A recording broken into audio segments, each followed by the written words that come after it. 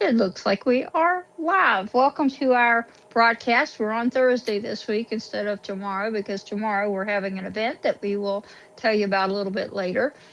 However, I'm very excited because we have our first artist as a guest. We're very excited to have her here.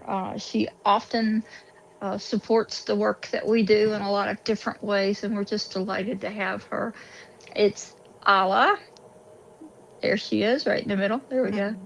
And welcome, Alla. We're so glad to have you. And we want to show some of her work, not just yet, but we'll show some of her work here in a little bit. Could you just tell us a little bit about your art background so that people can understand where you're coming from?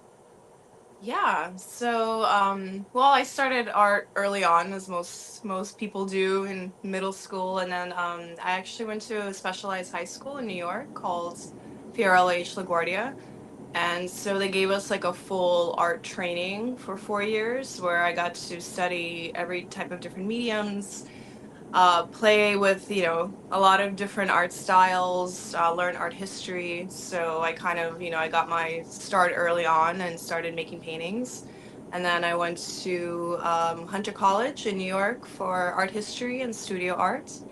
So I kind of got like a full, well-rounded background of art education that way. So And a lot of famous people attended that very same school, yeah. didn't they? Yeah, so it's an arts high school, but it you have to audition to get in, and it's not only art, like visual art. They also have drama, they have vocal, they have instrumental.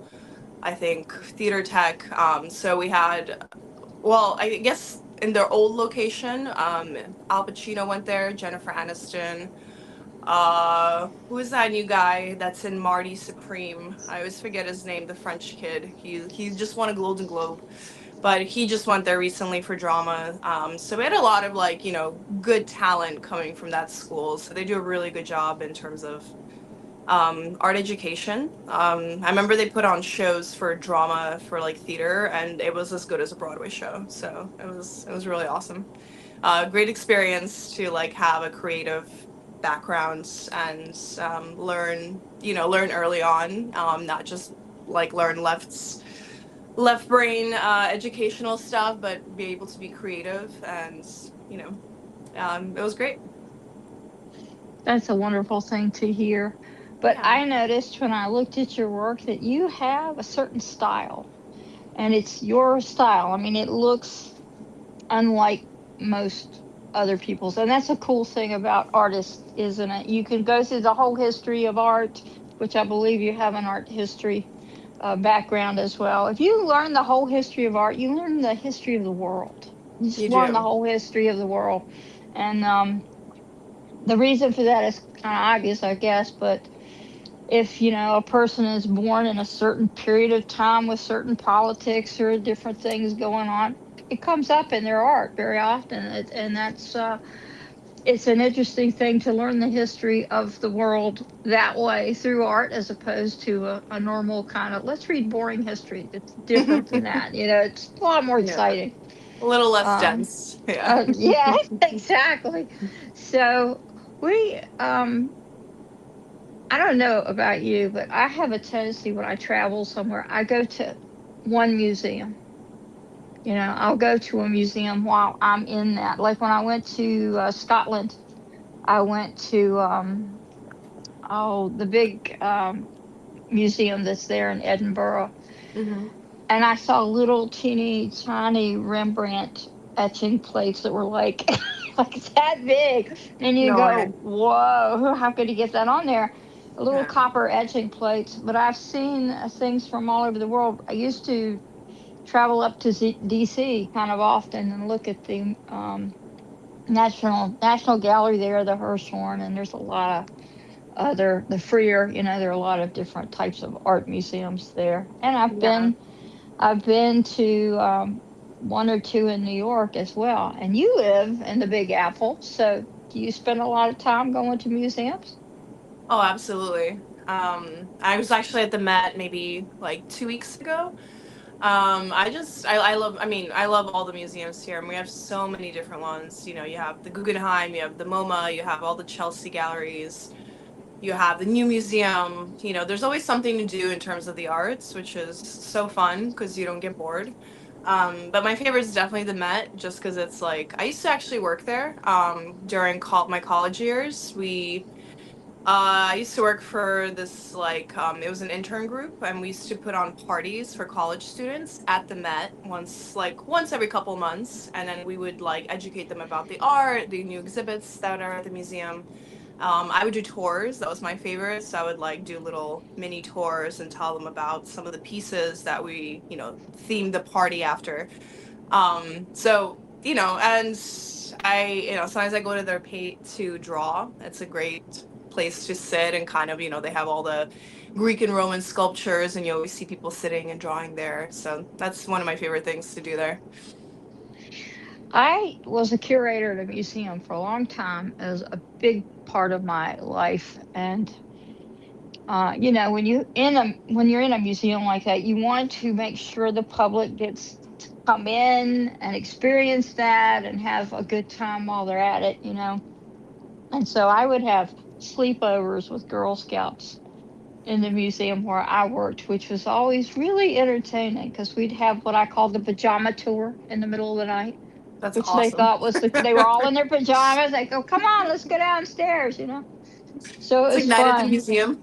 Yeah, I would love to go spend the night in the Met or Monticello or someplace like that because sometimes they do interesting things at Monticello, Thomas Jefferson's house here in Virginia. And I always Mm. think they should have a sleepover. I would go if they had a sleepover at Monticello. I'd be right there. So yeah, I think it's fun to do things, and of course, you didn't probably in New York. You probably didn't have space for an Easter egg hunt, but we used to also do a huge Easter egg hunt. With you just don't know how many Easter eggs there are until you have to put 1,000 of them somewhere on a little plot of land. That's Sounds kind like of a a lot of lot. work. It's a lot of work, and good to have friends that are Girl Scouts because they're very happy to do that work for you. So yeah, I had great fun with creating programs, and I'm sure these bigger museums do the same thing where they have concerts and events and things. Yeah. I envy your time working at the Met. I envy that. I would love to have done that. I can't even imagine. And when a place like that or a library, once they've closed at the Yeah. even, it's a totally different building, isn't It's it? When such you're a in there different by feeling. Yeah. yourself. Yeah. It's so like more intimate and kind of, I mean, even though it's, but it's for a certain group of people, so it's not like just overfilled, and then you get to go to little corners and you feel like it's your house for Mhm. like a minute. Yeah, exactly. And Yeah. I follow the National Gallery on my one of my pages, and it's very funny because the woman was given this little talk about, they used to have a caretaker that lived there. uh, and they don't have it anymore, but they had a long time ago, they would have this man or person or family that lived there. I said, I will come live there. Can I come live there? And she's like, well, there's plenty of room. I said, don't even tempt me. Don't even say that. Can I bring the cat? You know? Not the cat. He's gonna scratch up the paintings. Okay. Well, this cat wouldn't. He's not that industrious, but I might lose him somewhere because they're pretty big buildings there. But I just think that would be so much fun to do that. Yeah. You see where Yeah. my mind goes. Yeah. Interesting places. I used So, to, because I used to work there, and they would have like one week, one day of the week that they were closed. So I would go there when there's like, I mean, it was during the day, but there was nobody there. Like it was just like staff members, but like it was closed to the public. That was my favorite because I would of literally like you course, could hear your footsteps like echoing through the halls, and yes, you're like, "Wow, it's just me and the art."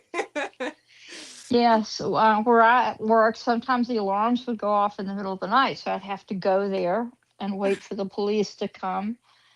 And it was just a funny experience because here you are with the policeman, gun drawn. I'm thinking, why am I in the front unlocking the doors? Why are you in the front? You're the one with the gun. It was never anything important. It was always like, the gnats got in the alarm system or something. So, it's such a waste of time. It took half the night, but it was always entertaining for sure. Yeah. So hopefully they have better systems at the Met. I mean, yeah, again, I was never there fully by myself. I don't think they would allow that, but it's close enough. I Yeah, enjoyed it. We got to like, I took a friend, and then we would just like take pictures with together with all the art and stuff, and there was like nobody intruding in the picture. right. you know. I love that. I just love that you did that. And I believe they shift exhibits there quite a bit, don't they? Yeah, yeah. I, I think they had a Raphael one recently, although I missed it, which was a little upsetting. But actually, I saw a really cool 2 weeks ago. There's this Finnish artist. Oh man, her name. Oh, she had a strange name. Hold on, let me look it up. But she was so cool, and she was like during like right around. I think she passed right around World War II. But her art was like super technical and very like, you know, classical kind of in the beginning, and then she completely switched and made her art super like abstract and kind of like ghouly, and she was really really good. And it's so interesting how you see like the artist transition, because we all have to start by being kind of you, realistic and get all the yep. techniques done and everything, and then throughout their life artists are like, okay, I'm not doing this anymore, I have to figure out a different way to, they just expand their expression and their usage of color, and sometimes they simplify it.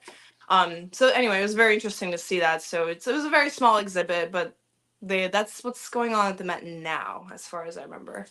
Yeah. Well, I always thought it was exciting. I would sometimes walk into a museum and something I didn't know was going on there. Well, they would have an exhibit of somebody doing something, and I Yeah. go, "Whoa, I can't believe that's here right now. How did I Yeah. luck out and get here Yeah. right now?" So I always felt very fortunate when that happened. Yeah. But I do like to see it when they rotate things around. And I will say I'm a little obsessive. I don't know if you have favorite paintings, certain places, like, and you go to that museum to find that one and then it's not there. That's Yeah. It'll be in a extremely collection disturbing. somewhere else for something, right? Yeah. Or we've Yep. shifted to England for 3 years. You did what? yeah. What Yeah. did you Yep. do? Uh, y- Yep. I don't like that. Can you get it back like now? No, we can't do yeah. that. Yeah, the security guards at the National Gallery probably don't like me very much still. Just saying, where is that Aw. painting? Come on, you know. So it's very funny. And people yeah. always think paintings have to be huge. Sometimes they can be this big and be beautiful things, right? Yeah. Those Flemish painters, the Vermeers and people All like those that, things. they just did remarkable work. Remarkable work. Yeah. The So, detail. Yeah. you also have a holistic side, shall we call it that, where you in your art, you've also included or have kind of incorporated in your life a holistic way to live, right? You do healing work, energy work, that kind of thing. Usually you don't see people that do both of those things. So I know it's very common with people that have one ability. Sometimes they have more than one. If they're artists or writers or musicians, they sometimes have some, other kind of interesting skills that people don't get to see straight up. So you want to tell us about that a little bit? Hmm. Yeah, so I do healing work, like energy healing. I do yoga as well. But I kind of, I always used art and the creative process as a healing tool. Because it's always, I think that your emotions are tied with the creative process. So oftentimes, if you feel like, you're overwhelmed or you're stuck or you're feeling a certain type of way, the best way to do that is to create, right? Because you channel that energy onto the canvas, right? And you can do whatever you want with it, but you use it as a catalyst to make stuff. And then it also helps the energy transmute, because obviously energy, it never it changes, right? It doesn't go away. It's not Yeah, created or it's a destroyed, right? I'm trying to think. that's Not right. created or destroyed. It's transmuted. So you use art as a transmutation tool to alleviate yourself and feel better, and then it also kind of taps into your subconscious because whatever it is that's going on is usually like under many layers. And then you can, sometimes you can't express it in words. You don't know how, like, what it is that you're feeling, what's coming up, and then again, energy gets stuck. So then you can use the creative process to kind of get into the subconscious, and then whatever it is that's going on in there, you make a painting out of it, or you move it through your body. So that was always my focus when I was making art. I mean, I love to create, and I love, like, getting into the nitty gritty details of it. But it's always helped me kind of like get relief, and it's very healing. It's art therapy is a thing. So It is a thing. I have a niece that does that particular thing, interestingly enough. Alina just asked a question. You want to Mhm. ask her the question? You can ask her. What has your art helped you release or understand about yourself? um, it's I mean, it always, like, if I a lot of times, like, if I feel kind of like overwhelmed or I feel stuck somewhere, right? It helped me, like, distract myself enough to kind of like have something else to focus on, which like gets you out of your head. And it helps you to, like, it was a calming tool, right? It makes me more present. It makes me um use my energy, instead of eating away at things. I'm using it to make something, and so it becomes like a positive force. And and then I see the stuff that I make, and it's just, it's weird because it kind of, you tap into your inner child in a way, right? So it's like the paintings that come out, I'm like, I definitely have a specific, I mean, I create all types of different things, but certain things just keep coming up. Like, I like to draw animals. I like to draw like quirky stuff. I like to, I love like the female nudes. I love their beautiful female bodies. And or it really depends what comes out, but you kind of see what's going on in your psyche through the art that you create. That makes sense. Yeah, I wish, exactly. It's like, if you're in a good mood or something, you're painting something that's bright and colorful. Or if you're like, if you're in a bad mood, you want to just dark colors, and Yeah. just splatter or something. Like, whatever mood you're in, it reflects in your art, I think. So Well, let me That's ask you this, because I know you suffered a recent loss. Does the art not help you relieve your grief? We see a lot of people that are suffering with grief, tremendously suffering, and they're not necessarily artists. But can you think of a way or know of a way that a person who's not really an artist or not necessarily an artist creates something that will help with the grief that they're suffering? Do you have any thoughts about that? of course, I don't think you need to be an artist to create. Like, you don't, like, I feel like people get stuck in trying to make like beautiful pictures, right? To like, they don't even want to start making art because they're like, oh, I can't do that. That looks too hard, or that looks like this or that. But it doesn't, the creative process doesn't have to be that way. Like, to get the energy out, or to get like any grief or any, just like heavy emotions, you just literally need to put, whatever, take a pencil, take some paint, and just put it on the canvas. It doesn't have to look like anything. The whole point is just like, it's the process of you moving the energy through, versus you trying to make a pretty picture. Do you understand? So it's always helpful, and I feel like colors also help, because colors are frequencies, right? They're waves of light, and where everything's made up of color, and colors also like help certain moods or certain like attributes. They're associated with the chakras. So if you know are called to certain color, it can also help you like use colors as a form of transmutation. So even if you're not making something like picturesque, you could just you like splatter some colors on a canvas, and it'll be good, it'll be enough, right? um and I always like tell people, because I teach painting classes as well, kind of like follow along Bob Ross style. And you'll get a bunch of people that have never painted before, and they're like, they don't even know where to start. And then as you guide them along, it's like a delayering step-by-step process. And then once you kind of like do it that way, and they follow, it becomes, they make a painting that they never would have thought they could, right? Because it doesn't become so overwhelming for them. They just kind of do a step by step thing. So I hope that That answered your question. well, that's exciting though because now all the people who will be watching this now and later, can they join your page and send you a note? Hey, I'd like to be in your class. Can they do that? Yeah, absolutely. Absolutely. We do like I do them online actually, so you can literally do it from your own, comfort of your own living room.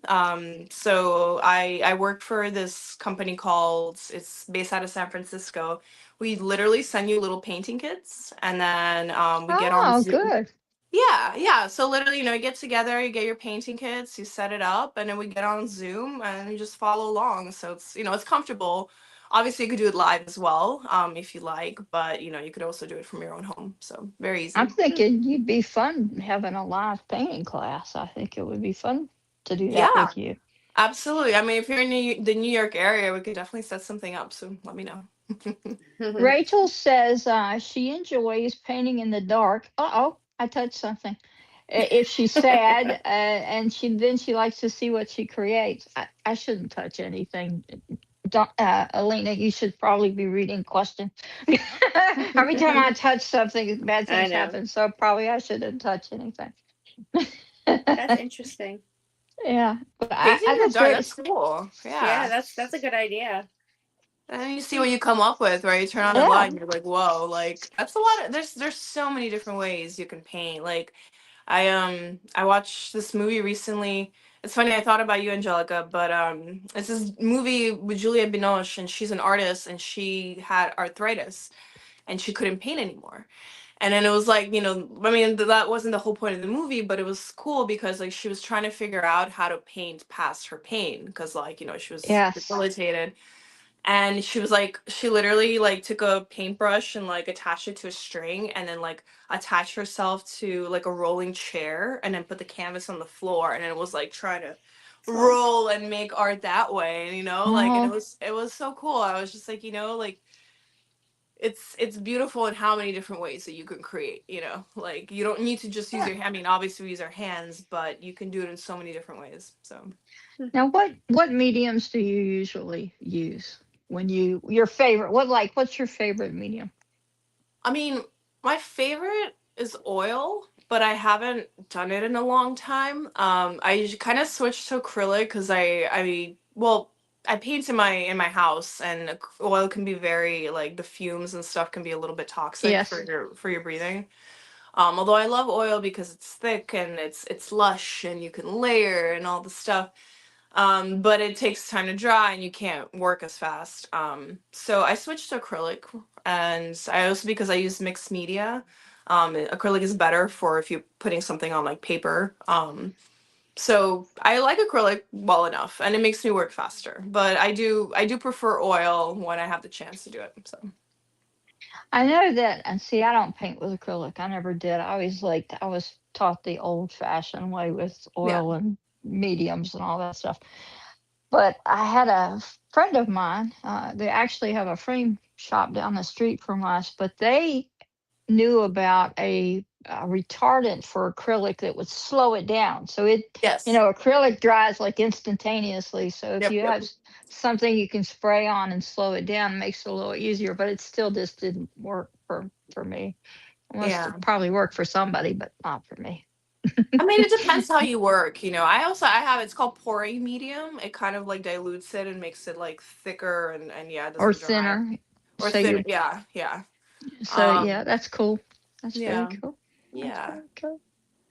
So Rachel's saying, let's see. Can you read what Rachel's saying so I don't touch anything? Yes. It Whoops.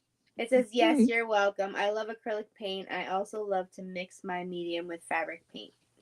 Oh, Oh, that's that's awesome. nice. Yeah, that's great. Yeah, there's so many, like I like the mixed media stuff too, Rachel. I usually, like, I've been painting on newspaper because I like the effect of having newspaper in the background and then having some image and having a little bit of it like exposed. But it's so fun painting on fabric. I also was able, like years ago, my friend asked me to paint her boyfriend's jacket with his like logos and stuff. And I mean, it's like it's a little different to do because you have to stretch it and kind of do, but It's super fun. And people do crazy, like, you could do custom design, like jean jackets or something, or pants. People do a lot of that. So Wow. Just You just think you could reminded me of put. LA Gear. Remember LA Gear? Do you remember yeah, yeah, that? I yeah. was going to tell Dawn she could get the dog painted on the back of her jacket or something. Wouldn't that be fun to have blue on the back of your Or jacket? just to have Yeah, a painting of him in general. Yeah, yeah. it'd be nice for you to have a Hand painting of. He's painted. a I funny would love dog, that. Yeah, he but he's is. got very mesmerizing eyes. They're not Mm. real doggy colored eyes. They're kind of human looking in a way. So yeah, you'll He's have a to send her a photo of Blue so she yeah, could see what I mean. Yeah. definitely. I think you Yeah, you might have sent a picture earlier, but send me like, yeah, a good one, clear one. I think he was like jumping or doing something before. that's That's kind of him. typical, isn't it? Hmm. and I know there's a painter. His name is Guy Denning, and he also paints interesting things on newspaper. But my question with newspaper is, newspaper has a lot of acid in it. So what in the world keeps it from disintegrating? Because it'll disintegrate quickly if you don't do something about the acid Oh in yeah, there. you varnish it. So you put like a medium or something. Like I usually do glue first, and I'll do glue on top, and then I'll do like a varnish, like a closing medium, so that it when you paint on top of, well, first of all, because the newspaper also eats the paint, so it becomes less vibrant if you just paint it like just on the newspaper without any kind of seal. But if you seal it, it doesn't absorb the paint, and it becomes like a little bit more shiny, and it becomes kind of like a barrier. So it doesn't, and then it stays forever. I had to learn that the hard way, because when I started doing that like years ago, my paintings Yeah. disintegrated.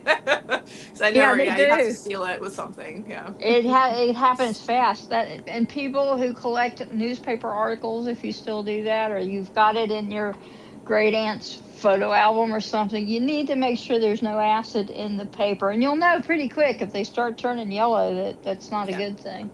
Yeah. But you Yeah. can take it to a reputable framer, and they should be able to help you with that.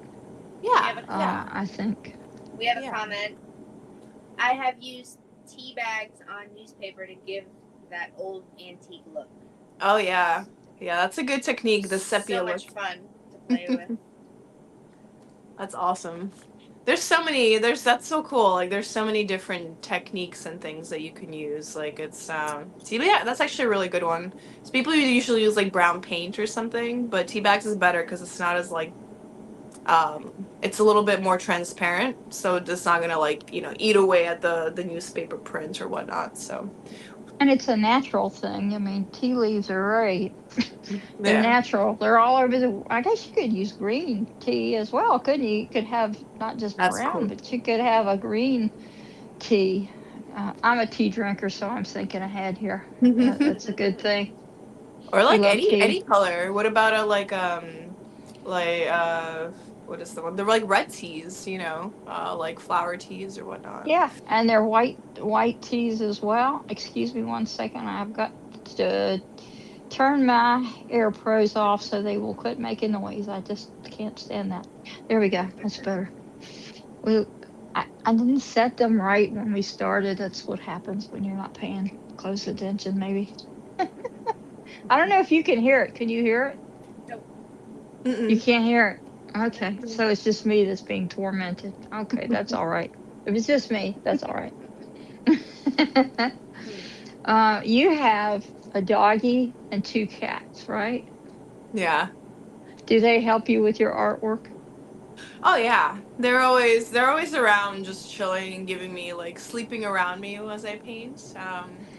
And they give me good inspiration too. Actually, I did a painting of my cats like last year, which took me way too long. It should have been way before that, but I commemorated them, so now I have to do my dog. It's But amazing. So, shall we show a few of your paintings, and you want to tell us which ones are earlier, which ones are later, so that we can kind of see sure. how your style has evolved over time? I don't know which one you want to start with, Dawn. I mean, Well, Alina. Oops, there we are on the side of the page. That's good. Oh yeah. Oh, that's fabulous. Look at that. Yeah, it was that was actually a mural that I did in Ah, so I have this gentleman that owns a deli by my house. He's Yemeni. So it's Yemeni tradition to have like I guess their city or like the landscape of their city in their house on like in the living room wall. Like but usually people just do printouts, right? They'll just have like a photo image and then they'll blow it up and then put it on their wall. But he wanted like a custom made piece. So that was actually that was the city Sanaa, I believe, the gates of Yemen, Babal. gosh, So that's he asked pretty. me, yeah, it was a big mural. It was about like 3 by 10 feet, Oh and I my made that. goodness. Yeah, it was it was a lot of work. It was a lot of like very nitty gritty architectural like things in there, but I had so much fun doing it. It was so beautiful. And yeah, I think I made that in 2022. Yep. That's incredible. Wow. Yeah. Lady, the I'm gonna say ladies. I assume they're ladies are saying really lovely things. I gotta quit touching things. Alina, can you just tell her what they're saying? Because if I touch any more things, Well, I don't know. We're gonna be blasting off to space or something weird. you say beautiful. I can't even imagine how much more spectacular they are in person. And last comment was said true. Thank you so much. Thank you. Yeah, it was again I couldn't you needed the top and bottom part because it's hard to get it in, to see it in more close up, but I'll give you a little detailed pictures of it later. I'm I'm astounded, and just like the comment, I have been in many museums. I thought I don't like that painter. I don't like that. And you go around the corner. I remember this very well with John Singer Sargent. I said, "Oh, portraits so boring. I don't want to see those."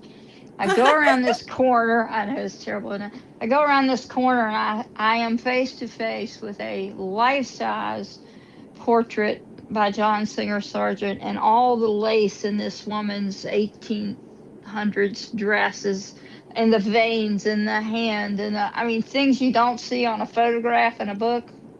I couldn't believe what a master technician he was and how beautiful those portraits really were. So that happens to you on occasion. That's why I like to go to museums to look at things and then on the flip side of that, sometimes you'll see a painter and they look great when they're photographed, but when you actually see one in person, you're seeing cracks and they didn't have very good technique or whatever, and you go, "Huh, that's disappointing."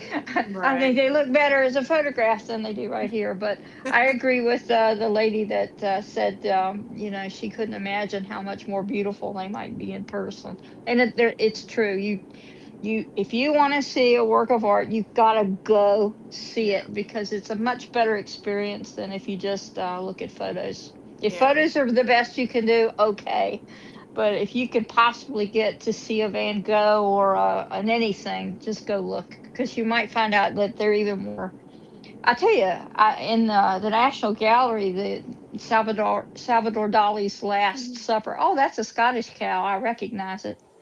Yeah. How cute. I love them. I want one of those. Dawn, we want one of these for Me our too. retreat because they look so cute. They just look so squeezable and they seem to be fairly friendly when I watch them on the videos and stuff, but they're just so cute. Cute, They're cute. so Look at that little tongue sticking out. How cute is that? I just want to yeah. squeeze it. Oh, I But know anyway, they're so cute. I'm uh, obsessed. I really want one. And when I went to Scotland and saw them alive, I was like, my God. gotta And there's have baby one. ones. Oh my God, they're Yeah, because they're just and they're so sweet. I mean, they don't seem to be upset by anything, or they're just really sweet. So I they're love just them. yeah, they're so quirky, I mean, it's a cow, but then it has like all this cool hair and it looks like a rocker Oh, cow. and like you can't see their eyes because it's just like this. The hair comes down in front of their little face, and they have this long tongue, and they're just adorable. They're adorable little things. I guess they're not little, but they sure are cute. I They're I, I so think we should get some of those, don't you? yeah. Just have I one in know the it's backyard, torment my somebody neighbors. That would be all right. I know It was I think it was the model Bella Hadid. They have like a farm in Pennsylvania, and she has them in Pennsylvania. And I'm like, girl, where did you import this cow from? Because like, can Oh, we get some more in here in America? Like, you never see them anywhere, but she's the only one I saw that has them on her land, and I was like, oh, wow. that's so cool. Yeah. They're just adorable. I think they're just the cutest. Oh, somebody's telling us that the cow would sleep in bed with them. Yeah, exactly. You're like, just I don't come in here. It's know. fine. They might not fit. Just saying. Yeah. Yeah, Uh, they're yeah. I love so that was this is the second one that I did of a Highland cow. The first one I did was it was I don't have the painting anymore because I gave it to a friend of mine who first told me about them. It was before I went to Scotland, and she told me when she went there, she told me about these amazing cows that she was in love with. And I love her so much. She was actually my first guru that like taught me how to meditate and about the chakras. So I loved her so much that I painted one of them for her. And it's still I think it's still in her yeah, like she anyway, long story short, she moved to Hawaii, but then her parents had the painting in their house and her father at 80 years old, he had a bunch of like health stuff, but he was retired and he had nothing to do. So look he told me this, so I'm not taking credit for it, but I thought it was pretty cool. He um he told me that look, because he took my friend's old room, so he would look at the painting all the time. And through looking at it, he started painting himself for the first time at like oh, 80. And I that's was like, it was, wonderful. and he was good actually. I have a couple of his painting. I mean, he passed now, but he was like the sweetest man, and he was like he really like enjoyed doing art, and like later like never having painted before, and he got really it was just a great pastime for him and like healing again. So Oh, I just love that. That is so sweet. yeah, That yeah, he would. that's the one. Yeah, that's the one. Very. Oh my gosh, that's beautiful. Look at that. Yeah. And that's what they look like. That's exactly what they look like, standing in the field like that. Oh my goodness, that's so cute. Oh, Tell thank me that you. little hair on their. See, I'm a funny thing. I guess other people do this besides me, which is I see the image. I know it's a painting. I'm very well aware that it's a painting. But suddenly the animal in the painting becomes like a real thing to me. Like it's really the animal in the painting. I guess that's what most people do anyway. Whether it's a dog, a cat, or a horse or whatever, when it's an animal in the painting, it always stops me. Oh, he's so cute. They come to life. They come to life. Then it's about the animal, it's not about the painting. And that's a funny thing. People also don't realize that when you go to a museum and you're bringing with you your life experience, so maybe one painting appeals to you and another one doesn't. Yeah, It's okay. That's what the artist has in mind, that you're doing what you do, and whoever resonates with that, it's just like with healing, whatever resonates exactly. with that works, right? Or it doesn't work. Exactly. You tune into everybody has their flavor, and if you match with that flavor, it's great. Oh yeah, That's that one is. interesting. Oh, it's an angel. Yeah, yeah, yeah. That's one of my mixed medias. I use newspaper for her wings. Um, Wow. yeah, yeah. I I I Go wouldn't have ahead. known that just looking at the image. I would not have known that is one. If you should see it in person, probably would I look quite a never. bit I different. know it's hard. It's because they're not super big. So, like I said, the image, you have to like zoom in to kind of see all the details, which actually over here, I don't know. That's probably not much better, but you can see like the Oh, the newspaper, texture. yeah, Yeah. and the texture and stuff. So I do have her here. It looks again, art is always it's obviously always better in person, but at least you get a sense Always. of what it looks like. So. That's what I was going to say about the Salvador Dali Last Supper they have at the National Gallery. It used to hang in a stairwell, which I liked it there better than where they moved it to. Don't tell them, but I do. And you just stand there and you'd look at this thing, and you just couldn't believe a human being could do that. You just can't Ah, believe human beings can do things, but artists, yeah. we can bend space and time, can't we? We can stop time if we want to. It's an amazing thing. Art is. People just don't understand it. you know. It, especially like Dali, like the details in his paintings. It's just Very. no, like he's just like a magician, like quite literally, because like just like surrealism is very specifically like again the nitty gritty of it, and just like the tiniest little details, and like how Yeah. precise he is, and how deep and like layered all of it is.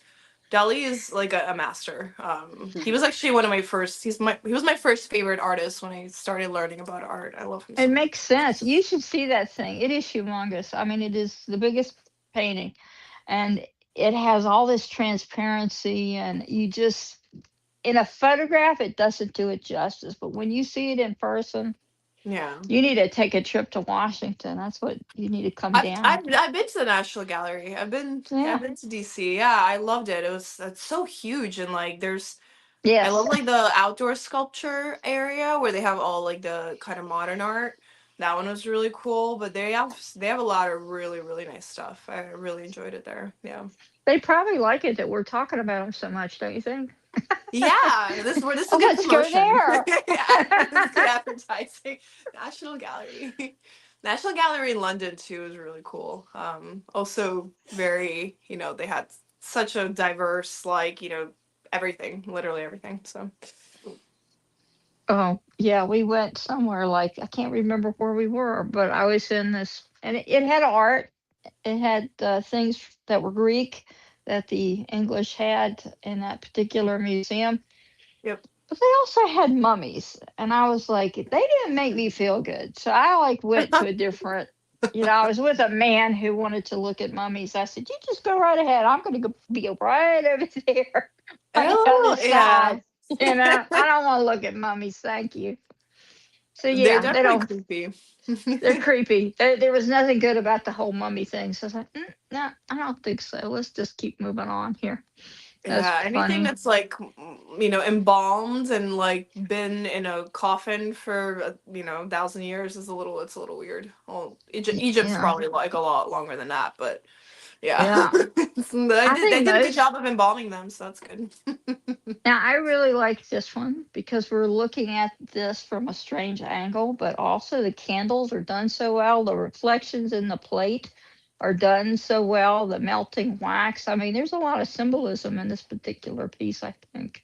Yeah, this one was a special piece. That was me and my friend. We did like a little manifestation, like setting intention kind of ritual, and we burned some candles. So he had his plate, I had mine, I had my candles, he had his, and And then you painted yours. as my yeah, exactly. I took a picture of it as mine was melting, and then I decided to paint it.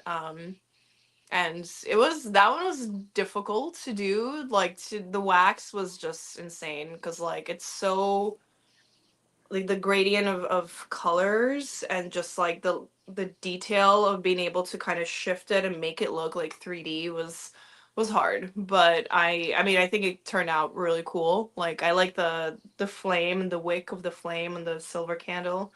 I think it came out like realistic as the image was. So You did a beautiful job on that. It is thank you. fantastic. Thank So, you. since we're talking about that and this at the same time, you want to tell people how to do a ritual where you set intention? um Since we're there, let's go there. Yeah, I mean, there's so many different ways, honestly. But I think that, it depends if you want to let something go or if you want to, call something in. Usually, yeah, you set candles. Different colors of candles can represent like what if you're calling something in, what you want to call in. So like again, colors, coming back to colors and how important they are. So, you burn the candles, and if you want to set an intention, you write it down on a piece of paper. You can meditate with it. You can visualize, and then the piece of paper you can bury it outside. In earth would probably be best to kind of let it like manifest. At least it's what I was told. Or you can tie a knot around it and then bury it. But if you want to let something go, you can write it out on a piece of paper, say it out loud, and then you burn it, and you burn a piece of paper so that you kind of transmute it into the ethers back to where it goes. Well, So the native, it's the Native American people think that the smoke going up sends the intention up, and that's a common kind of ceremony that's done there with yeah. that. I'm sorry, I didn't mean to step on your words, as No, our no, no, friend would no. say. It's all it's I mean again there's so many different ways. Like I don't want to just give somebody like a I don't please, look it up and make sure that, you do it a step by step and have all the things because like I said there's you want to just kind of follow along. Don't do something random because it's a very intentional thing to manifest or to release something, so you want to make sure you do it in a step by step. Don't just kind of randomly do something. So, do we have another one? I think we have another one, don't we? Ah, good. Oh, look at this one. I haven't seen this one yet. That one is old. So that was a mixed media. That was like one of my first mixed medias. And I did it. I think it was back in college. So it must have been like it was a while ago. Yeah, and it's New York. I needed a cityscape, and I got inspired. And it's weird. Like it was again. I was playing around with the colors a bit, and I'm not I had to practice and learn how to do like cityscapes or kind of architecture because again you have to be very precise, otherwise it doesn't look right. So that was like one of my first ones to play around with, but I like the mood of it. I think it Yeah, paints New York very well. And yeah, like again my style changes, so like sometimes I like to be very precise and have it be more photorealistic. And sometimes I love doing mixed media impressionism because I just can kind of let loose and not be as uptight about how things look. this So is beautifully done. Early or not, this is a beautifully done piece. I mean, you can tell what it is, but it still sort of has a fantastical look to it. Like there's something else going on there, not just a kind of a cityscape. There's something a bit more going on there. So that's interesting to me. yeah, no, thank you. Mhm. Actually, I'm doing in the process of doing a series of kind of similar ones like that. Of different maybe I have a lot of again living in New York, I have a lot of images of the Empire State Building and all the skyline stuff, so I wanted to do a little series of like a mixed media New York kind of landscapes or cityscapes, excuse me. That's um great. That yeah. is just great. I just does it. Let me ask people that are watching. Do you have any questions for Alla while we're talking to her about these different works that she's created? Anybody have any questions? Oh, somebody saying they love the abstract. That's Rachel again. Rachel Yeah. loves the Mhm. abstract. She says And Oh, Bottled Bree says loved this one. oh, thank you so. so That much. one. Thank Yeah. you. Any questions on like how she does that? I would like to know how you incorporate. It's almost like having two different sides of yourself. How do you incorporate wellness into your art in a way that other people can understand it? Do you have a thought about that? um well, I think my works, like again, I think color is very important. Like I said, like I use pretty bold, like vibrant colors. It's just naturally comes that way. But like I said, I think that colors heal, they heal our energy, like our chakra systems and whatnot. So usually, there's, a certain kind of theme of colors in a certain painting. I do feel like, if you absorb it, right? If you look at it long enough and you kind of resonate with it and you are in the space of the art, the color starts affecting you. So like if you need, say you're having okay, let's say root chakra blockages, or you feel very unstable or not grounded or whatnot, you wear red, or in say you want to paint a red painting, and then that way you can use that color to help your own energy fields. So I kind of, with my creative painting sessions, I focus on that, like where maybe in your body you may have like some kind of, you want to move some energy out of your chakras, and then using color as a form, like I said, a form of transmutation to be able to help relieve that energy or move it along or kind of, or get more of it or whatnot. So I do. That's why I like using very vibrant colors because again, they can affect your mood, affect your This energy. is this is lovely. Oh, This is a lovely piece.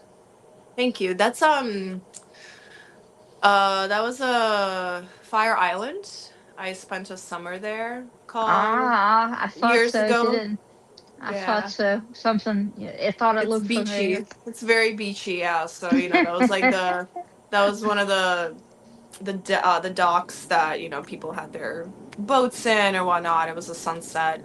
Fire Island has the best sunsets I've ever seen in my life. Like Oh, literally, the sky looks like it's on fire. Like hence it's called that because it's like literally like vibrant pinks and reds and blue. Like it's insane. So I always got super inspired. Like just taking pictures of those sunsets and being in them. So I made the paint. I made two paintings actually with it. So that's incredible.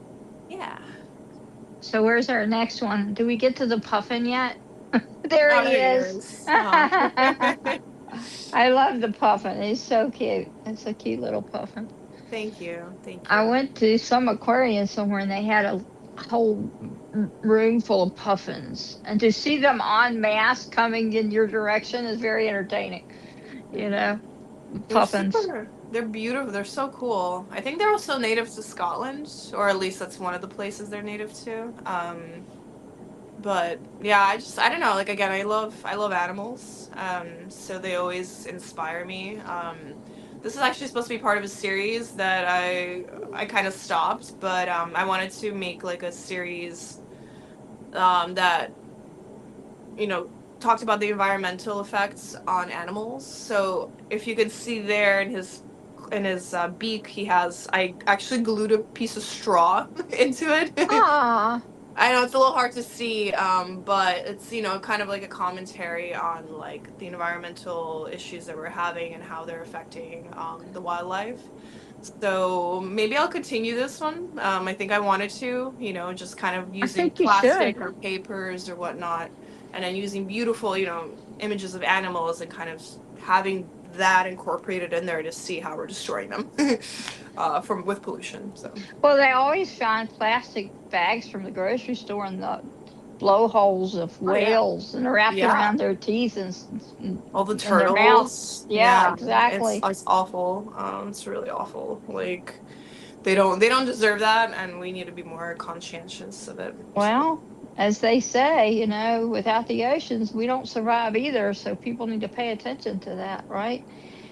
And yeah, even though we know this is a puffin and clearly it looks like one, it still has a little bit of an abstract edge, doesn't it? It's in shapes as opposed to being yeah, completely realistic. But we know what it is. But it's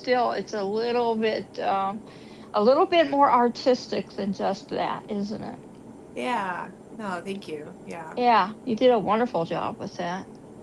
thank I you. was going to ask you a question now. You did not grow up here. Do you want to tell people where you grew up and you want to talk about the art that surrounded you when you were there? Or would you rather keep that a secret? No. Well, I mean, I was born in St. Petersburg, Russia. So I grew up in New York since I was like a kid. But my first years, St. Petersburg is actually really beautiful. I was born in Pushkin. So St. Petersburg is, they call it the Venice of the North.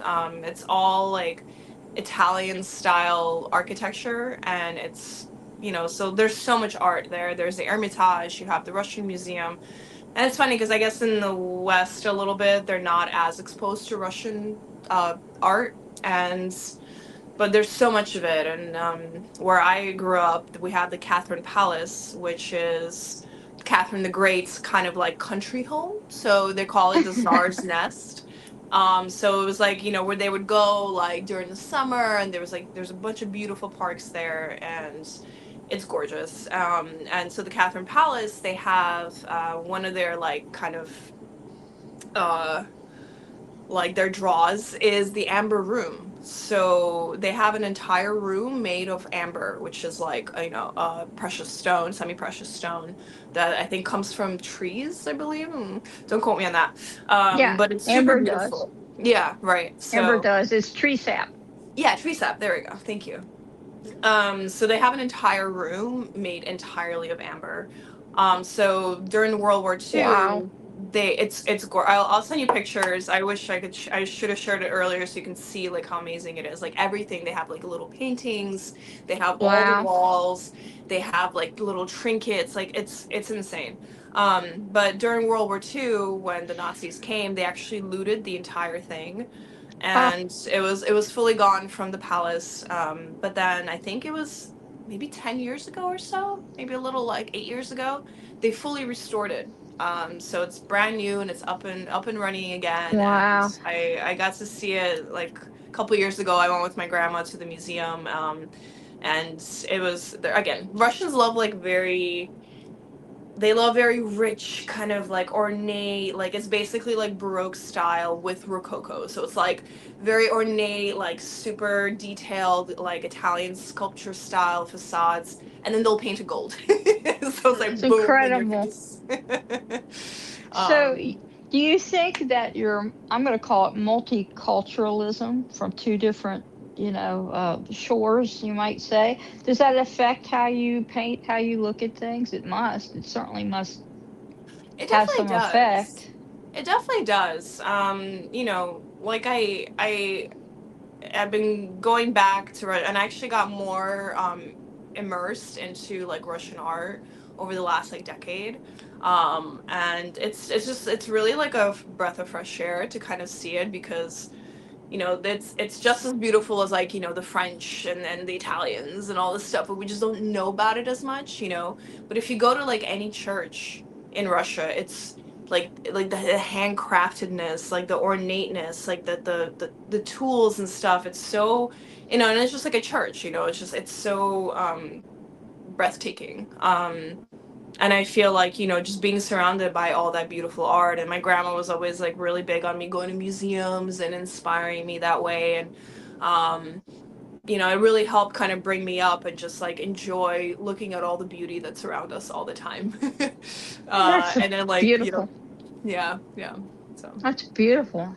Now tell us about As You Create, because I see that's part of your yeah, there you go. It's part of your .com is asyoucreate.com. Tell us a little bit about that. so I named my healing business slash art business As You Create, because we are creators, right? Mhm. So everything we do is a creative is creation, right? You don't have to do Yes. art to be creative. You can No. cook, you can, Yeah. plant something, you can, just anything you do with your hands, your mind, like we are constantly creating, hence like, it goes into consciousness and we're constantly evolving ourselves through our creative force. So, as you create, as you do anything, you move your energy along. And as you do that, you evolve and you grow. So I named my business that because, again, it's to remember that we're all creators, and to have that, anything you do, and to feel the inspired that you can always make something, and that's part of like your sovereignty as a human being, I think so. That's magnificent. Now, I asked you to do something peculiar before we started. Do you remember what that was? Please remind me, because my brain's a little. It's a Well, lot of I was questions. hoping you would do a little bit of breath work for Oh, people. that's right. Okay. Remember, I asked you to do that, Yes. but you don't have to if you don't want No, to. But no, we I think totally it would. could. I think we have a nice group of people watching, or we'll watch later. Either way, but just Yeah. could you just do that? We'll do it with you. We promise. Yeah. Don't we? Don't we promise? Um. Yes. So, part of my yoga teacher background, one of we have a bunch of different tools, but breath work is very important. So one of the tools that I know, especially if you're somebody who suffers from overwhelm or anxiety or agitation, any kind of like anything that has to do with like fire energy or anger or anything like that, like we get like super, just our nervous systems goes haywire. Breathing is just essential, but this particular breath work allows your body to cool down, so allows your nervous system to go from sympathetic to parasympathetic. So it's a cooling breath. And it kind of, dims any excess fire in your body. So find a comfortable seat. You can put your hands on your belly just so you can kind of feel yourself breathing if that's comfortable for you. You always want to make sure that when you breathe in, your belly goes out. So imagine that there's a balloon in your belly. As you breathe in, you want to expand your belly. So you don't want to breathe with your diaphragm. You want to breathe with your belly. So as you breathe in, your belly expands, and as you breathe out, your belly contracts. Okay, it's proper breathing tools. Anyway, but for this particular breath, you want to just make like almost like a very Like a like you're sipping fish. through a straw. Like you want to purse your lips and make a very very small hole, like you're sipping through a straw with your lips. Okay.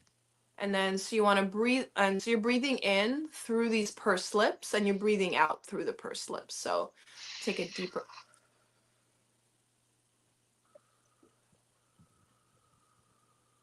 Slowly. very slowly. So you'll see like it'll be harder to you can't inhale like super fast. You have to do it very very slowly, but that's what's calming your nervous system. So you can do it, and if you do this for like 3 minutes a day, it's more than enough. And again, anytime you feel overwhelmed and agitated, it's a very good tool to use. So let's do it together again. So, Okay. okay, purse your lips and just start taking a very slow, deep breath.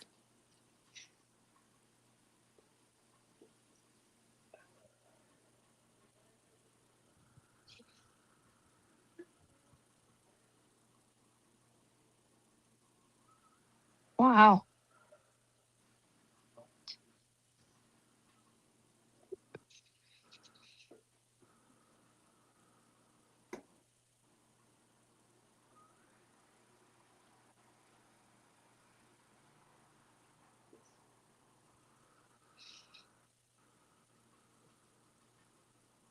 That's incredible. You could feel your blood being oxygenated, can't you? You just feel it through the Exactly. whole body. That's crazy. Exactly. All And right. it's so Next. simple. Yeah. You could do it anywhere, anytime. Like it helps you just to kind of like stop and reconnect. And again, it's very good for your lungs if you have any like trouble breathing, if you have asthma or anything. It strengthens your lungs. It makes them expand a little bit more. So, and again, for people, I suffer with like anxiety sometimes. So, that's very, very good for it. It's just calming for the nervous system. I think most people suffer from anxiety in this time that we live in. Does it Yeah. help people who walk 800 miles a day? Because somebody on the other side of you is walking her dog. I don't know how far she walks every day, but a lot, like 6, 7 miles a day. He's a pit Wow. bull. He's a pit Yeah, I bull. Yeah. need exercise. Uh-huh. Yeah, I mean, walking is great too. That's grounding.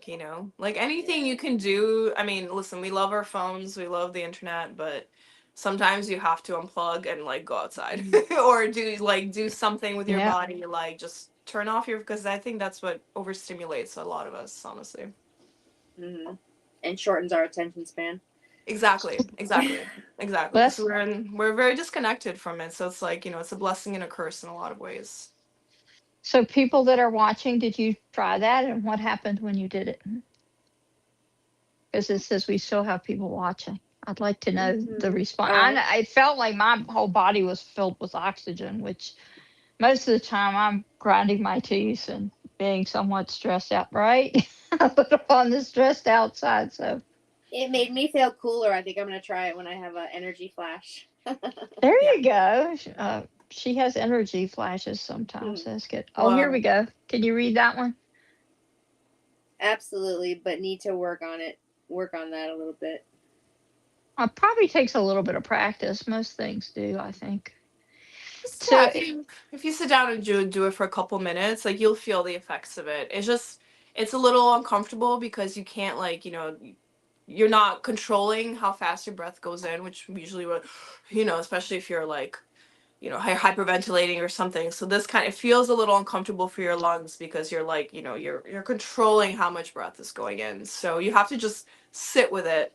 But they use this for, I don't know if you know about Ayurveda, or it's a Oh yoga. yeah. It's a sister of yoga. Yep. So for anybody who has excess pitta and excess fire, they usually use it for that, for pitta energy, or has somebody who's like dysregulated and is, yeah, I, too much I anger. love I love Ayurveda, Ayurvedic things. I do. They work well for me.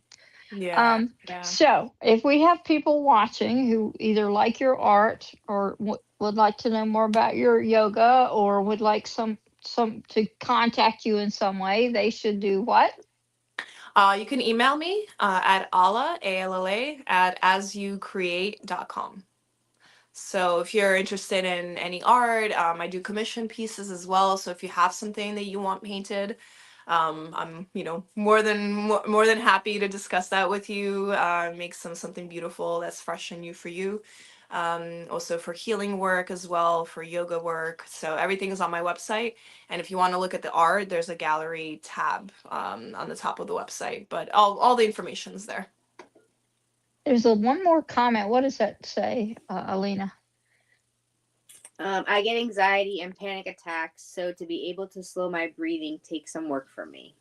Yeah. And the one underneath of that, there's another one there that I can't quite Slow see down all of my it.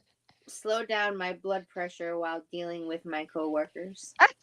There you go. Yes, we all need that, don't we? Though my Yeah. coworker is the cat, so that might not be the same as with other people. We have a I little know. different thing going on there. So, I think I'd like to invite you. Well, let me ask you one more question. If you could go anywhere in the world to look at any painting anywhere, where would it be? And what would it be? Oh, hold Yeah, on. that's a hard one, isn't it? That's so tough. That's a tough because there's a lot of art in the world, people. um, I mean, to be honestly, been to and seen a lot of the stuff that I've wanted to, so I'm having a hard time seeing what's missing.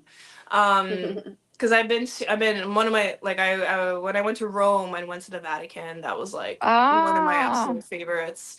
You know what? I wouldn't mind going to Greece. I would want to go to Greece and see all the the original Greeks, the Parthenon, and like I want to go to Delphi and seeing like all the ruins and the original sculptures and the temples. I haven't done that yet, so yeah, Greece.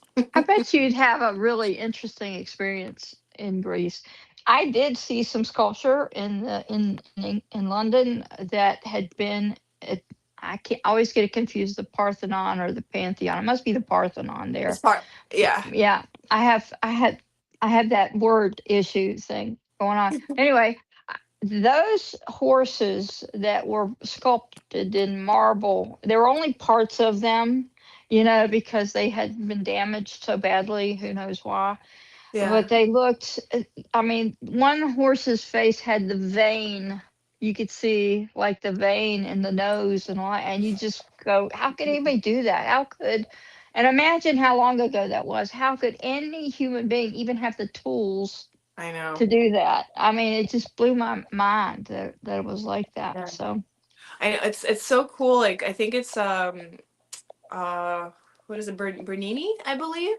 But Bernini, yeah, I love he Bernini. does, like, have you ever seen that, like when I think it's maybe it's like Hades holding Persephone or something. I forgot the name of the sculpture, but it's literally like he's holding her butt and you literally see, like, as he's holding it, like you see the dents in her flesh as he's holding her.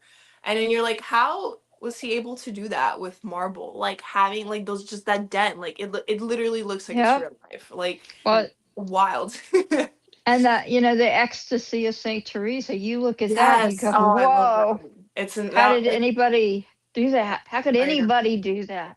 I know. Especially then, what kind of tools? They must not have had the greatest tools. Yeah, like you're like chipping away, but like how do you smooth it out? Like sculpture fascinates me. That's actually one medium that I would love to like do more of and like learn, because I think it's so cool. Like you're just like, you from scratch, you're just like making something 3D. It's so awesome. And scary if you make a mistake.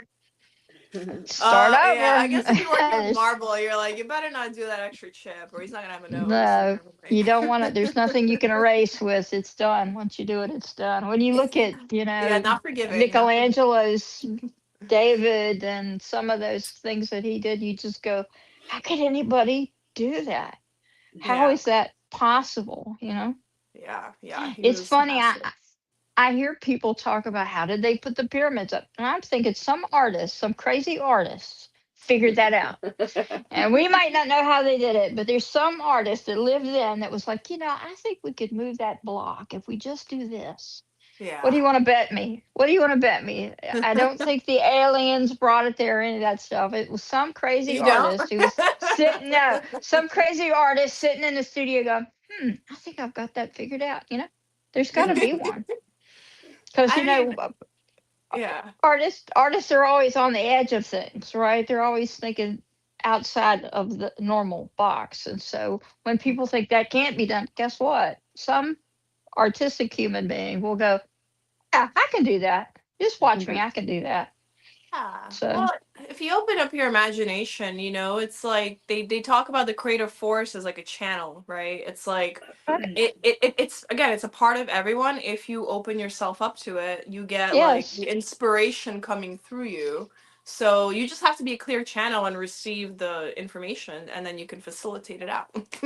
Yeah. I mean, it's fascinating. Now, I Yeah. want to invite you, if we can, if we can, we could send her the link. You know what I mean? We could send her the link. But tomorrow, if you're not busy, we have an event at noon Eastern time. Don't ask me what time that is any other place because I don't know. I barely know what time it is here. But we will do what we do, and our friend Siddhartha will be talking, I believe, about.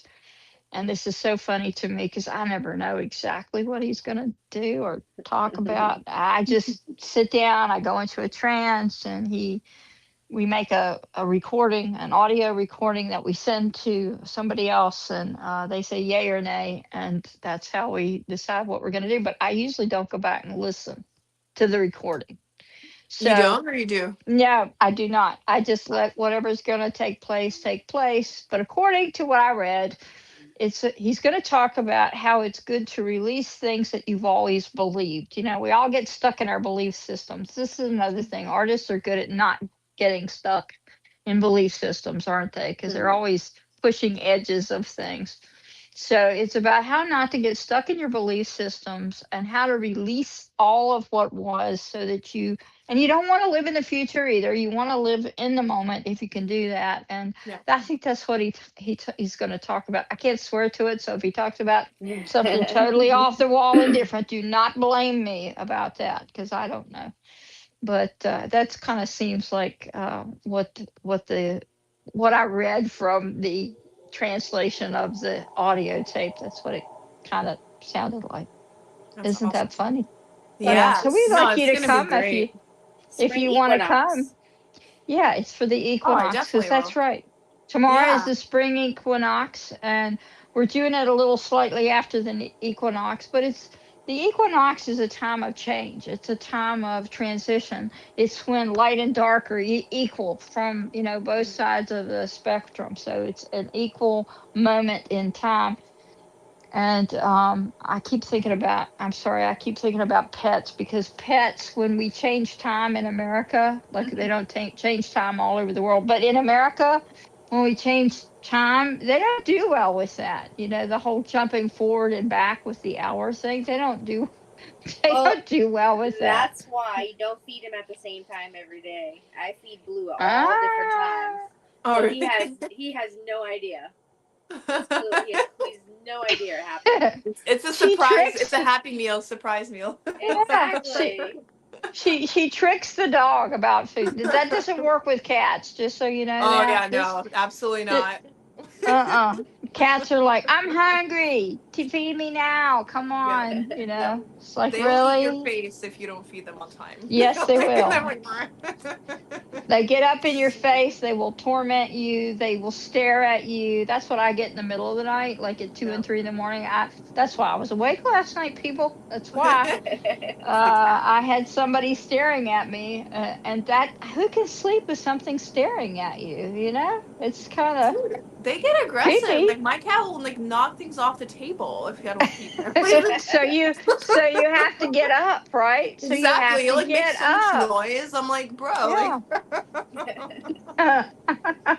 Does your cat scream at you? My cat screams at me at like oh, 100%. when. Yeah. Yeah. Every time I I mean, go he's past the kitchen, loud. he's in there going, meow. Like, I'm like, okay. Oh, that's so funny. So I see another comment. So who wants to read that one? It says, Uh, yes, Angelica, 8 eyes stare at me starting at 3 a.m. oh no, oh no. So yeah, it must be something about 2 and 3 and 4. And he thinks he's an old man now, my cat, but he thinks he's a baby. So he thinks he needs to eat every like 2 hours. I'm like, no, we're not doing that. You just ate an hour ago. No. But you can't hold out for a long time because sooner or later you get tormented for not Oh yeah. getting up. Yeah, Yeah. yeah, But yeah. if you're up and you say I have to go to the bathroom or something, it's over. Yep. It's over. Then you have to feed them. But I like Alina's idea. Just feed them at different times. They won't know the difference. I think the cat would. They seem to have Yeah, no, they clocks. do. They're on schedule. Like I know, like he's like it's 6 o'clock. Like he's like I'm already in here. Why aren't you feeding me? Like they won't stop. He won't stop meowing until you do. Like my dog is like okay, he can kind of look around, but then he'll get over it and he'll like walk away. The cats, no, no way. Your That's little funny. doggy's cute. He looks like a little schnauzer. Your He little is a doggy. schnauzer. Yeah, he looks like a little schnauzer. Oh, I just woke him up. He's gonna be very upset. He Oh. doesn't look that upset, does he? He looks kind of He's like, just oh, he's good. he's tired. He's always He's like, good. She's sleeping. petting my ear. I'll just lay here for that. Yeah, this is Albus. Say hi, Albus. This is Dumbledore. He's the Yeah, wizard. Aw. Dumbledore. Yeah, Albus Dumbledore from Harry He's Potter. cute. Yeah, Yeah. Yeah. He's that's a my good sweet name little for a thing. doggy. Thank you. I just the Huh? beard, I'm like, yes, he has to be the Oh, the that's greatest wizard of all time. that's so funny. Look at that. That's so funny. Yeah. So I do. Whoever has 8 eyes watching them, it's bad enough to have two watching you, but eight, that's a lot. That's a lot of Yeah. eyes watching you. I couldn't sleep through that. That would be impossible. You can tell who has pets and babies because, like, at 4 in the morning, after my neighbors across the street had a new baby, I had sent them a text about something, I don't know, the day before something. I'm getting an answer at 4 in the morning. I thought, my gosh, they're up early. Oh, because they got a baby. So I said, I know why you're up this early because you got a baby. I'm up this early because I have a cat. Same thing, really. Yeah. It's no different, is it? It's not that much difference. How funny. So, anyway, we hope everyone will join us tomorrow on Friday, the 20th of March. If you are catching this on the replay, it might be too late, but you might still be able to get the replay of the event. We're not sure. Yeah. But it'll be the events are good. They're always really really good. Is it But I Christopher think is hosting it? yeah, Christopher helps us with the advertising, though Alina and her creative spark managed to enhance what he had done because she made the color a bit better. I don't know how you did that, by the way. And she said to me, was it last night or this morning? Alina says to me, I really like the creativity in doing this with AI. And so she's found her medium, which is with AI. I think it's frustrating for you sometimes, though, isn't it? Yeah. I Be- wish I could draw, but I just don't have that talent. I can draw hearts, that's about it. But No, again, if you want to ever do a paint along, like you'd be surprised what you can do if it's broken down in a step by step. Like, it seems daunting, but it's actually a lot easier than you would think. It just yeah, takes that makes practice. sense. That makes Yeah. sense. You might like to try that sometime because you do really enjoy AI and you get better and better at it all the time. Thank you. Yeah. And she's saying she really liked the creativity. I think that was last night when my brain was in a bit of a fog, but I think, Yeah, and it's fun she's, for me. yeah, and she's good at it. She's pretty good at it to, because you have to know what to tell it. If you don't know Yeah. what to tell it, it can't do anything. And I think people with some kind of art language, it's easier for us because we have language that it can understand. Yeah, Yeah. You know, put it would be good for me to learn that. yeah, I want to fix you up a list of foreground, midground, background, things like that. Actually, yeah. Yeah, like the technical stuff. Yep, yep, yep. Yes. Like in perspective, more realistic, less realistic, more abstract. If you knew those terms, I think it would be so much easier for you to be able to get it to do what you're trying to make it do. Instead of saying make it not look weird. Yeah, but probably better than make it not look weird. That's probably true. That's funny. Yeah, I didn't know you said that to it, but okay. I Yeah. can understand where that would come from. Say it looks too creepy. Do something different, and then it He's will. like, what is different? So I'm gonna add an extra arm to it. How about that? Yeah, they made Blue had 3 ears on his head the other day. I'm like, why they would you even do that? they do weird stuff. Like I'm like, why are you adding all these limbs to it? Like, what are you Yeah, doing? yeah, you Because have to be somewhere careful. somewhere in that computer they're going, hey, let's just tease her. Let's just put that extra Yep, ear on there. See if exactly. she's paying attention. They can do it perfect. Okay, we can send someone to the moon. They can do it perfect. Yeah. So Yeah. it's by design. They're little gremlins in there just saying, no, no, no, Yep. let's just see if she's really looking at this thing. Let's stick another ear on the dog. Let's just do that. That's so funny. Any other questions from our lovely guests that are watching us live? It's nice of you to come live. We really appreciate that very much.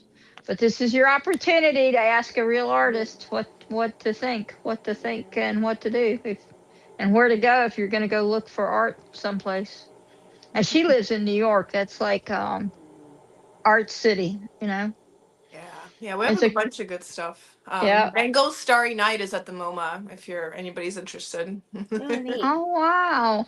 Yeah, yeah. Just incredible. I went there to see many years ago. I went there to see a Leonardo da Vinci exhibit where they brought in all this work from all over the world. Most of it belonged to Her Majesty the Queen at that moment in time, because Mhm. all the little tags would say, in the collection of Her Majesty the Queen, you know.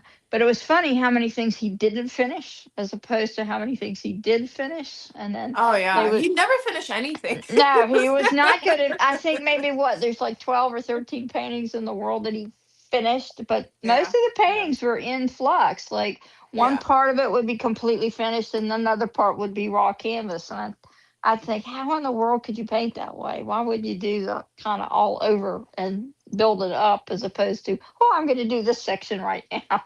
I don't Right. know, but Mhm. the ones that survived and the ones that are complete are quite amazing. The other ones, even though they're not complete, are interesting because you could see how the process worked. That was worth it. But There. Yeah. all the drawings, they had to make their own paper then. People forget that. He couldn't go to Ben Franklin and buy some or whatever the art stores are now. I don't know. So they would put his drawings between glass, between plexiglass, and you could see both sides of it because he used both sides of the paper, which is a lot easier making your own paper, I would think. It'd be Yeah. easier. Jeez. But He's yeah. Yeah, he's a Leonardo was amazing. He there was an exhibit at the Brewer Museum years ago now.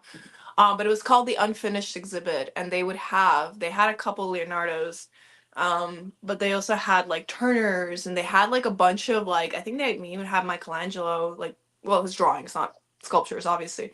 But it was cool exactly because they would have the unfinished paintings that would like kind of like left in flux, and it's the coolest part. Like you still see it exactly. It's like in the Yes. process of development, and you see like Yes. the imperfections, but it's so cool. It's like one of my favorite parts because you see like exactly, like it's, you feel like you're there with them as they're still painting it. You know what I Yes, mean? that's right. You understand what was going on at that moment when they were doing that thing at Exactly. that moment. Exactly. And you think about this, you're talking like 1500 when some of those things happen. So I Yeah. know there's probably a lot of their vibrations still left, even in the paper, even in the Yeah. paint, the ink, the stone, whatever it is that they were working on. So Yeah. that's kind of cool.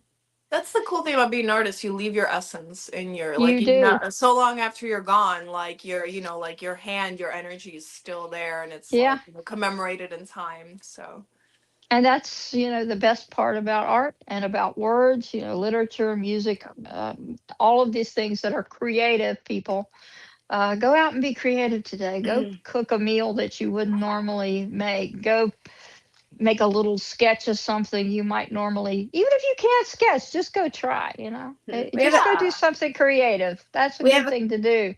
we have a question. Okay.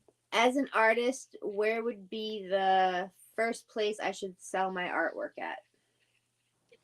Oh. Etsy is a good start, although they do take some, um they take some A commission or commission. something for it. Yeah.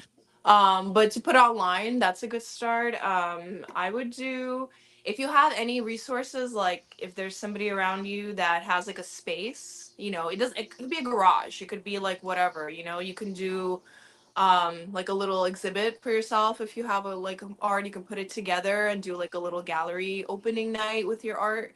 That's a really good way. Instagram, obviously, like, just like post your stuff and promote, in terms of like really getting exposure. But I would do, like, if you want to do something local, if there's like a space that you could just exhibit, or even a wall, like, is enough, and then you just invite a bunch of people or from the neighborhood or people, have them come in, and then you have like a little gallery opening and try to sell that way.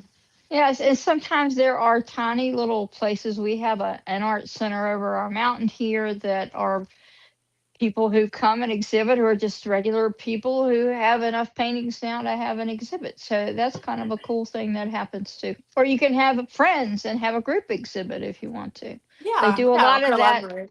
Yeah. They do a lot of that in Japan. It's interesting that they'll all get together and find a space and put their work up. So that's kind of a cool thing to see. That's one thing I like about internet is you get to see art all over the world. It doesn't limit you as to what country you're looking in or any of that.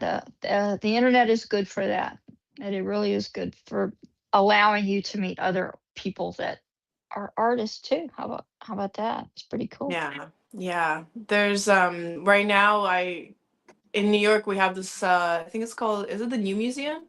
But they actually, you can apply, like local artists apply to do like group shows together, and they Right. exhibit it in a real museum. And they have like, I actually know a kid who, he's from my neighborhood, is Dominican, but he had like kind of, real life scenes of like, the neighborhood and like living, like, he it was like very themed, like cultural and whatnot. And yeah, he got into the museum and he had a bunch of his paintings, like, it was like awesome group exhibition. So you never know, like, just collaborating with people and networking, and applying for these kind of things is really good. So Neat. one more time, let's put her information up, and we have about 3 minutes. So I want to thank you for being our first artist Oh, and thank our you. first holistic healer person that we've had that does both. You may be the only person we have that does both. I don't know, but we're so glad you came, and you're such a lovely person. I will vouch for you personally that you're just lovely, Thank and you, Angelica. we've Thank you. totally enjoyed having you here today. Come see us tomorrow. Oh, I We'll absolutely will. Yeah. No, thank you so much for this opportunity, for your kindness. You're so wonderful, and thank you for supporting me and bringing me out here. It's definitely my first live podcast or video podcast, so But you I did really appreciate well. you. Yes, She you was did. so nervous, that she I Yeah, would know. not know how to you answer know. questions. Look at her. She was so good at it. You were Oh, Just thank great. you. Thank you. You opened me up. It's like, blooming flower. So, We like to open people up in a yeah. good way, anyway, not in a bad way, of course, in a good way. Rachel So Yeah. we're says thank glad. you for your answer. Oh, We're you're so welcome. I hope it helped. So we're so glad you came. So we'll see you all at our regular time next time on Friday, the first Friday and third Friday in April. This is our last podcast for this month because we only do 2 a month, but we like to think we get the better guests, maybe. I think so, don't you? Do We you do. think we get the better guests? I do. I do think so too. So thank you for being so sweet and for coming on today. We were really, I've enjoyed it. I love talking about art. It's been a Yeah, me lot of my too. life, you know. Yeah, it's so cool that you worked as a curator, you said, right? I And did. stuff. Yeah. Yes, I did. Yeah. I did not quite 20 years, but I mean, I was in a museum and I gave tours and I loved doing all that stuff. It was perfect for me, you Yeah, know. It was it's fun perfect. talking about creativity, you know. It's like Yeah. I feel like it opens up our souls and our emotions in a way that, being Other logical left brain doesn't, you know what I mean? It's yes. like a different form of a part of yourself that you get to just, like I feel like it's more vulnerable but also more beautiful in some ways. So It is. And we're just so happy you came today. So thank you. Thank you, we will Angelica. And thank you, Alina. Thank you so You're much. welcome. Thank you. We loved And it. we hope we see you tomorrow at noontime. How about Yeah, that? Yeah. absolutely. Please, everybody come see Siddhartha. He's gonna, ground us into the new energetic year, which is tomorrow. So yeah. Yeah. You've had good experiences with him, I think. Yes. Oh yeah, I love him so much. I mean, we've known each other for quite some time now. That's Whenever true. I need it, I show up and he gives me what I need, and helps me a lot. So it's very valuable. Yeah. He's good like that. Yeah. He's a little bit good like that, I think. He's very Yeah, cute that way. absolutely. It's very, very kind, and that's and supportive. That's what's beautiful. Well, and he knows things. That's the other odd thing. He knows things that I don't know. So Yeah. we just go with that. And Yeah. sometimes I'll think, please don't tell people that. And he'll say, oh, it's fine. It's fine. And then he turns out to be right. So I stopped doing that. I just, okay. Do we have to? All right. If you must, go ahead. But it's funny. It's like, really? Do we want to tell people? Are you sure? The most important thing is the cat likes him, right? Yeah, yeah, yeah. That's the most important thing. The cats always know, no They better instincts. always They there, and always they have know. conversation and everything. It's pretty amusing, really. Yeah, he meows at him quite a lot. It's really funny. It's very, very funny. A lot of talking. A lot. Well, they both do a lot of talking. Me too, I guess, but differently. All right, my dear. We'll see you guys next Bye, time, and everyone. thank Bye, you. guys. Thank you so Mwah. much. Thank you. Bye. Bye.